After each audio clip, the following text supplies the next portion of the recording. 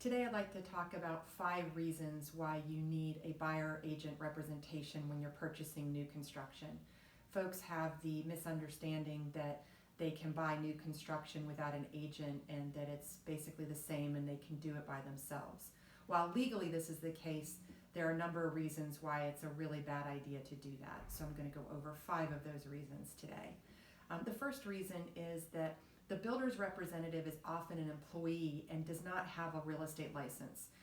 The builders do this on purpose, and they do that so that they can control the flow of information, and knowing that their employees are held to a different standard than those of us that have a license with the North Carolina Real Estate Commission.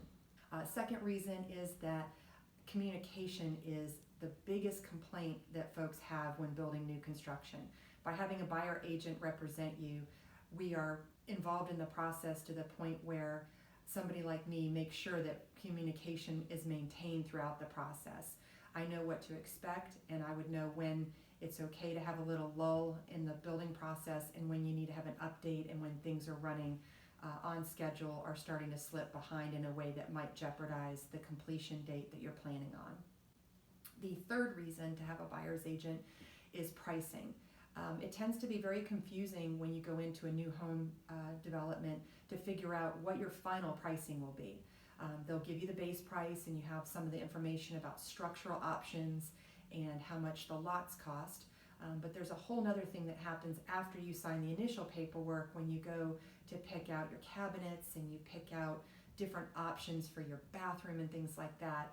Those are typically called design center appointments, and it is very common for the sales price to increase fairly dramatically after you've made those selections to make the house the way you want and to make it similar to the model home or the other home that you saw that you're kind of basing your expectations off of. That's something that I can help you with and make sure that your expectations on pricing are reasonable before you get that far into the process. Fourth reason is regarding lot selection and specifically what happens around the community. In other words, there's times where you're building on a lot where you don't really know what's going on behind it or beside it. There might be another phase coming in. There might be private property adjacent or behind it.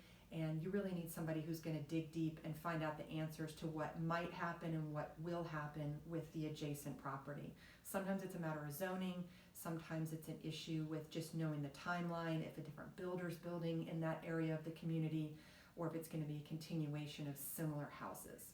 The fifth reason, and one of the most important for needing a buyer's agent, is the builder contracts. Those contracts are written by the builder's attorneys for them and often are written by an attorney out of state and not specific to North Carolina laws. When you're buying a used or an existing home, you use a contract that's approved by the state bar.